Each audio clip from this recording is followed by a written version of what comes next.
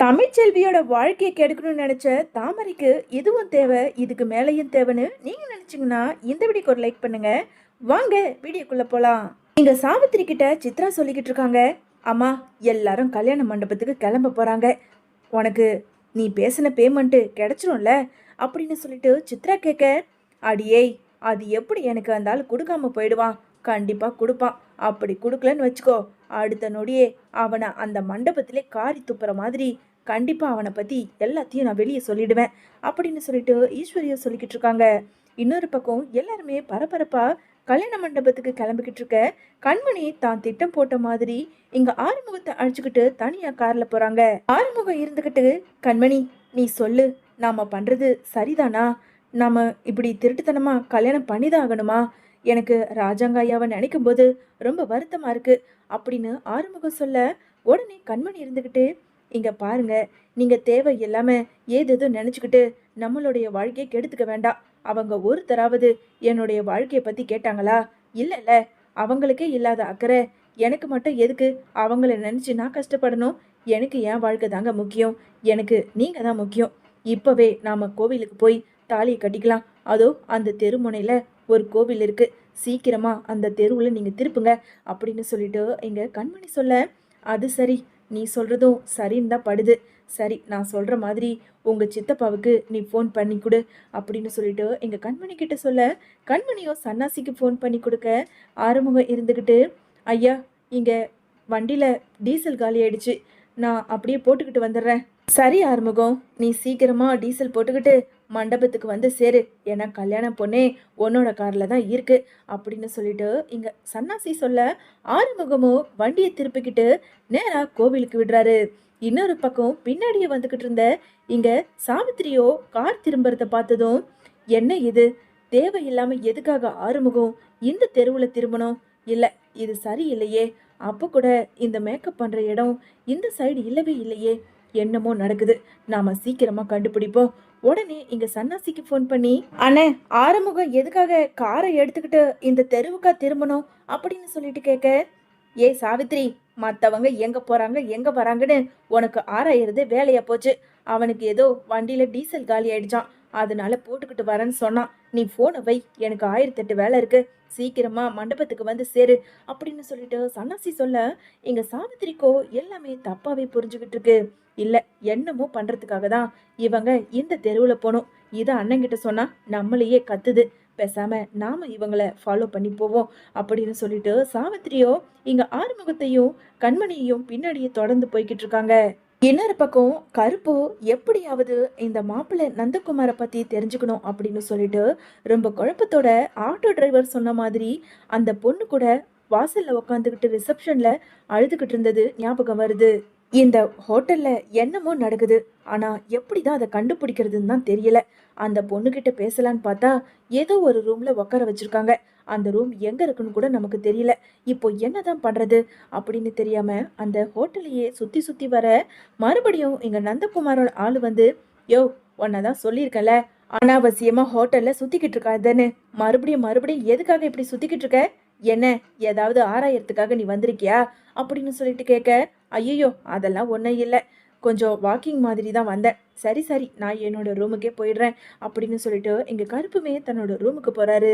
இன்னொரு பக்கம் இங்க ஹோட்டல் ரூமுக்குள்ள இருந்த நந்தகுமார் ஃப்ரெண்ட்ஸோ, டேய் நேற்று ஒரு செம ஃபிகரை நம்ம கேமரால பார்த்தோம், ஆனா அந்த ஃபிகர் தனியாக தானே வந்திருக்கு, அதோட லவ்வர் கூட யார் கூடனா வந்திருந்தா கூட நாம ஏதாவது பிளாக்மெயில் பண்ணலாம், ஆனா இப்போ அந்த பொண்ணு தனியா வந்திருக்கே, எப்படி அந்த பொண்ணை நம்மளோட கட்டுப்பாட்டுக்கு கொண்டு வர்றதுன்னு தான் தெரியலடா அப்படின்னு சொல்லிட்டு ஃப்ரெண்ட்ஸ் பேசிக்கிட்டு இருந்த அதுல ஒருத்தன் இருந்துக்கிட்டு, டேய் என்னடா லவ்வர் கூட வந்தாதான் நமக்கு வேலை ஆகுமா என்ன, இப்போ அந்த பொண்ணு தனியா வந்து தொக்கா மாட்டிருக்கு, கண்டிப்பா அந்த பொண்ணை நான் போய் பார்க்குறேன்டா அப்படின்னு சொல்லிட்டு சொல்ல, டேய் மச்சான் என்னடா நீயே எப்போ பாரு போய்கிட்டு இருக்க, நான் போறேன்டா அப்படின்னு இங்க இன்னொருத்தன் சொல்ல, டேய் இங்க பாரு நந்தகுமார் இல்லை, அவனுக்கு பதிலாக நான் தான் போவேன், பேசாம அமைதியா இரு அப்படின்னு சொல்லிட்டு அவனும் அந்த தாமரை இருக்க ஹோட்டலோட ரூமுக்கும் போறாங்க. கொஞ்ச நேரத்துல தாமரை தன்னோட ட்ரெஸ் மாத்திக்கிட்டு இருக்க அந்த நேரம் அந்த ஹோட்டல் கதவை வந்து தட்ட, யாரு அப்படின்னு சொல்லிட்டு குரல் கொடுக்க, மேடம் உங்களுக்கு டிஃபன் வந்திருக்கு, கதவை திறங்க அப்படின்னு சொல்லிட்டு எங்க கையில டிஃபன் எடுத்துக்கிட்டு வந்து தாமரையோட ரூமுக்குள்ள வச்சுட்டு அங்கேயே நின்று ஊத்து ஊத்து தாமரையை பார்க்க இங்க தாமரை இருந்துக்கிட்டு, யோ என்னையா, என்னமோ பொண்ணுங்களையே பார்க்காத மாதிரி இங்கே ஊத்து ஊத்து பார்த்துக்கிட்டு இருக்க, டிஃபனை வச்சல, முதல்ல வெளியே போ, இடத்த காலி பண்ணு அப்படின்னு தாமரை சொல்ல, இங்க பாரு, நான் ஒன்றும் டிஃபன் கொடுக்கறதுக்காகலாம் வரல, உன்கிட்ட ஒரு விஷயம் பேச வந்தேன். டேய் என்னடா உன் பேச்செல்லாம் ஒரு மாதிரி திமிரா இருக்கு, என்ன திமிரா, முதல்ல வெளியே போ, இல்லைனா இப்போவே போலீஸுக்கு ஃபோன் பண்ணுவேன், அப்படி இல்லைனா இந்த ஹோட்டல் ஓனர்கிட்ட இன்ஃபார்ம் பண்ணுவேன் அப்படின்னு சொல்லிட்டு இங்கே தாமரை சொல்ல, பண்ணு, தாராளமாக பண்ணு, ஏன்னா இந்த ஹோட்டலோட முதலாளியே எங்களோட ஃப்ரெண்டு தானே, இந்த இடத்துல என்ன நடந்தாலும் எந்த நாயும் வந்து எந்த கேள்வியும் கேட்க முடியாது அப்படின்னு நந்தகுமார் ஃப்ரெண்டு சொன்னதை கேட்டதும் இங்க தாமரைக்கோ அல்ல இல்லாம ஆகுது. என்னது, இந்த ஹோட்டல்ல நிறைய தப்பு நடக்குதா? டேய் நீ எதுக்காகடா இப்போ வந்திருக்க? என்னது எதுக்காக வந்திருக்கனா, அது கூட உனக்கு தெரியலையா? ஆமா, நீ உன் லவ்வர் கூடலாம் வரலையா? சரி விடு, எனக்கு ஃப்ரெஷ்ஷாக நீ கிடைச்சிருக்க, கண்டிப்பா ஒன்று அடையாம நான் விட மாட்டேன் அப்படின்னு எங்க டபுள் மீனிங்ல நந்தகுமார் ஃப்ரெண்டு பேசுறத கேட்டதும் தாமரைக்கோ அதிர்ச்சி ஆகுது. டேய் ராஸ்கல், என்னடா என்ன பார்த்து என்ன வார்த்தை பேசுற, உன்னை அவ்வளவுதான்டா, கொன்னு போட்டுடுவேன் அப்படின்னு சொல்லிட்டு இங்க நந்தகுமாரோட ஃப்ரெண்டை பிடிச்சி கழுத்தை நெரிக்க, இங்க அவனும் கையை தட்டி விட்டுட்டு தாமரையோட கழுத்தை பிடிச்சி, இங்க பாரு, நான் சொல்றத மட்டும் நீ கேட்கலன்னு வச்சுக்கோ, இங்க இருந்து நீ பொணமாதான் வெளியே போவ அப்படின்னு சொல்லிட்டு தாமரையோட கழுத்தை பிடிச்சி நல்லாவே நெருக்க ஆரம்பிக்கிறாரு. இன்னொரு பக்கம் இங்க கருப்போட தன்னோட ரூம்ல இருந்துகிட்டு இருக்க, அப்போ அந்த ஆட்டோக்காரன் சொன்ன மாதிரி இந்த ஹோட்டல்ல ஏதோ தப்பு நடந்துகிட்டு இருக்கு. ஐயோ, நம்ம வீட்டு தாமரை வேற இந்த ரூம்ல புத்தி கிட்டத்தனமா இங்க வந்து தங்கியிருக்கா. ஹோட்டல்ல பொண்ணுங்க தங்கறதே தப்பு, இதுல நம்ம வீட்டு பொண்ணு வேற வந்து மாட்டியிருக்கா. இப்போ என்ன பண்றது?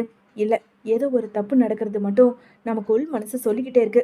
இப்பவே போய் தாமரை ஏதாவது சொல்லி இந்த இடத்த விட்டு அனுப்பி வைப்போம் அப்படின்னு இங்க கருப்போ தாமரை வந்து பார்க்க, ஆனாலும் எவ்வளவு கதவை தட்டியும் தாமரை கதவை திறக்காததுனால இங்க கருப்புக்கு சந்தேகம் வந்து, ம், இதுக்கு மேல நாம பொறுமையா இருந்தா கண்டிப்பா ஏதோ ஒரு பிரச்சனை நடக்க போகுதுன்னு மட்டும் என் மனசுக்குள்ள சொல்லுது. இப்பவே போலீஸுக்கு இன்ஃபார்ம் பண்ணுவோம் அப்படின்னு சொல்லிட்டு கருப்பு தன்னோட போனை எடுத்து இங்க 100க்கோ ஃபோன் பண்ண, எல்லாத்தையும் போலீஸ் கிட்ட சொல்ல, போலீஸோ ஹோட்டலோட ரிசப்ஷன் ஆண்ட வந்து நிக்க, அங்க வந்து ரிசப்ஷன்ல கேட்டதும், இல்ல சார், அந்த மாதிரி எல்லாம் எதுவும் நடக்கல. டேய் யார்கிட்ட என்ன சொல்ற? இப்போவே இந்த ரூமை நாங்கள் செக் பண்ணணும், முதல்ல எல்லா ரூமையும் திறந்து காட்டுங்க அப்படின்னு சொல்லிட்டு சொல்ல, கொஞ்ச நேரத்தில் அங்கே இருந்து எல்லாருமே எஸ்கேப் ஆக பார்க்க, யார்கிட்ட தப்பிச்சு போறீங்க? ஆமாம், இங்கே கருப்புன்னு யாரு? சார் நான் தான் சார், ரொம்ப நேரமாக இந்த ரூம் கதவை தட்டிக்கிட்டு இருக்கேன், ஆனால் என் தங்கச்சி கதவை திறக்க மாட்டேங்கிறா, முதல்ல நீங்கள் இந்த கதவை திறங்க சார் அப்படின்னு சொல்லிட்டு சொன்னதும் போலீஸோ இங்கே கதவை உடைச்சி திறக்க, அங்கே தாமரையை பயங்கரமாவே போட்டு கழுத்து நெரிச்சுக்கிட்டு இருக்க, உடனே கருப்பு இருந்துகிட்டு, டேய் ராஸ்கல், முதல்ல என் தங்கச்சி மேல இருந்து கையெடுறா, தாமரை எழுந்து வா இங்க அப்படின்னு சொல்லிட்டு சொல்ல, அண்ணா இவன் என்னை போட்டு கழுத்தை நெரிச்சு என்கிட்ட தப்பா நடக்க முயற்சி பண்றானா அப்படின்னு சொல்லிட்டு தாமரை சொன்னதை கேட்டதும், டேய் உனக்கு எவ்வளவு தைரியம் இருந்தா பொண்ணுங்களை வச்சு இங்க நீங்க பிசினஸ் பண்ணிக்கிட்டு இருக்கீங்களா, இப்பவே உங்களை நாங்க அரெஸ்ட் பண்றோம் அப்படின்னு இன்ஸ்பெக்டர் சொல்ல, சார் நாங்க யாருன்னு தெரியும்ல, த கிரேட் பிஸ்னஸ்மேன் ஒரே பையன் நந்தகுமார், அவரோட ஹோட்டல் இது, தேவையில்லாமல் என்ன எதுன்னு தெரியாமல் எங்களை அரெஸ்ட் பண்ணாதீங்க அப்படின்னு சொல்லிட்டு சொல்ல, உடனே கருப்பு இருந்துக்கிட்டு, சார் இவனுங்க எப்பேற்பட்டவனு இப்போ நீங்கள் பார்த்துட்டீங்க, ஆனால் இந்த ஹோட்டலில் ஏதோ நடக்குது, அது சாட்சியோட இங்கே ஒரு பொண்ணு இருக்கு சார் அப்படின்னு சொல்லிட்டு சொல்ல, அங்கே இருந்தவனுங்களோ கருப்பை பார்த்து முறைக்க, என்னடா என்ன பார்த்து முறைக்கிறீங்க, உண்மையை சொல்லுங்க, நேற்று நைட்டு ஒரு பொண்ணு ரிசப்ஷனில் உட்காந்து அழுதுகிட்டு இருந்தது, அந்த பொண்ணை ஏதோ ஒரு ரூமில் வச்சு மூடி வச்சுருக்கீங்க, ஒழுங்கா இப்போ உண்மையை சொல்லலைன்னா உங்களை கூட்டிகிட்டு போய் முட்டிக்கு முட்டி தட்டிடுவாங்க அப்படின்னு கருப்பு சொன்னதும், உடனே இன்ஸ்பெக்டரோ அங்கே இருந்தவனுங்களை பயங்கரமாக அடி வெளுத்துவாங்க, இருந்தவனுங்களோ வழி தாங்க முடியாமல் எல்லாத்தையும் சொல்ல ஆரம்பிக்கிறாங்க. சார் சார் எங்களை மன்னிச்சிருங்க சார், அதோ 102ல் நாங்கள் மறைச்சி வச்சுருக்கோம் அப்படின்னு சொன்னதும் இங்கே கான்ஸ்டபிளை அனுப்பி அந்த பொண்ணையும் கூட்டிகிட்டு வர, அந்த பொண்ணுமே நடந்த எல்லாத்தையும் சொல்ல ஆரம்பிக்கிறாங்க. சார் ஒரு நாள் என் லவ்வரோட இந்த ஹோட்டலுக்கு வந்திருந்தோம் சார், அதை இவனுங்க வீடியோ எடுத்து மிஸ்யூஸ் பண்ணுறதுக்காக என்னை இங்கே கூப்பிட்டு இருக்கானுங்க சார், எவனோ நந்தகுமாரான் இந்த ஹோட்டலோட ஓனரான், அவன் தான் சார் என்னை யூஸ் பண்ணிக்கிறதுக்காக இங்கே வர சொல்லியிருக்கான், அந்த வீடியோவை எப்படியாவது கேட்டு வாங்கிட்டு போகலான்னு தான் நானும் இங்கே வந்திருக்கேன் அப்படின்னு சொல்லிட்டு அந்த பொண்ணு சொல்ல, உடனே கருப்பு இருந்துக்கிட்டு, ஏமா நீங்கெல்லாம் பொண்ணுங்க தானே, எப்படிம்மா ஒரு ஆம்பளை கூட கல்யாணமே ஆகாம ஹோட்டல்ல வந்து தங்க முடியுது?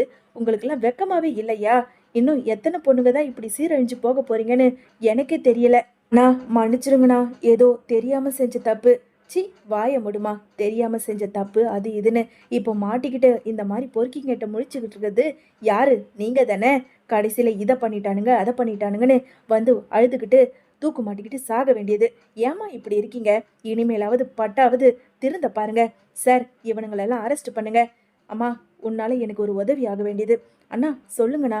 இங்க பாருமா, ஒன்ன மாதிரி என்னோட தங்கச்சியோட வாழ்க்கை அழிய இருக்கு. நீ வந்து சாட்சி சொன்னாதான் அந்த மாப்பிள்ளை நந்தகுமாரோட முகத்திர கிழிக்க முடியும். கொஞ்சம் வாமா அப்படின்னு சொல்லிட்டு கருப்போ அந்த பொண்ணு கிட்ட கேட்க, அண்ணா என்னண்ணா இதை போய் ஒரு உதவியா கேட்டுக்கிட்டு இருக்க?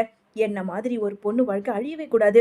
நான் வரேனே, எங்க வந்து சாட்சி சொல்லணுமோ நான் வந்து சொல்றேன், நீங்க கவலைப்படாதீங்க அப்படின்னு சொல்லிட்டு அந்த பொண்ணுமே கருப்பு கூட போறாங்க. இன்னொரு பக்கம் தாமரையோ கருப்பை பார்த்து, அண்ணா நீ மட்டும் இல்லைனா இன்னொரு என்னோட வாழ்க்கை என்ன ஆகியிருக்கிறது? இங்க பாரு தாமரை, இதுக்கு தான் சொல்றது, ஒரு வயசு பொண்ணு தேவை இல்லாம ஒரு இடத்துல போய் தங்கக்கூடாதுன்னு சொல்றது. நல்ல வேலை நான் வந்து காப்பாத்தினேன், இல்லைனா உன்னோட வாழ்க்கையும் அவனுங்க சீரழிச்சிருப்பானுங்க. சரி வா, முதல்ல போய் கண்மணியோட வாழ்க்கைய காப்பாத்துவோம் அப்படின்னு சொல்லிட்டு எல்லாருமே கிளம்பி நேரா அங்க மண்டபத்துக்கு போறாங்க.